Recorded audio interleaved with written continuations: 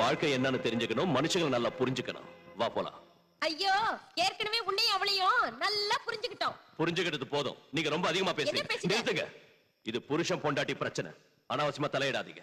வாங்கி கட்டிக்கிட்டியா? சாந்தி, இப்ப வரப்போறியா இல்லையா? வர.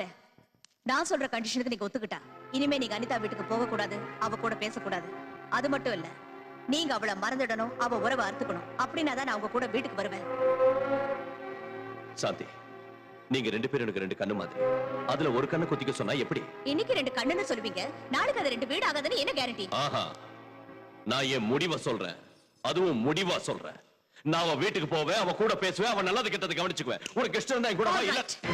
உங்களுக்கு உங்க புனிதமான அனிதா மேலயும் உங்க புனிதமான உறவு மேலயும் மோகம் பறிச்சு பொண்டாட்டி நான் தேவைன்னு என்னைக்கு என் கால விழறீங்களோ அன்னைக்கு வரேன். ஆஹா, உனக்கு அவ்வளவு சீன் கிடையாது. புனிதமான எங்க உறவுக்கு அர்த்தம் தெரிஞ்சுக்கிட்டு மனம் திருந்தி புருஷன் நான்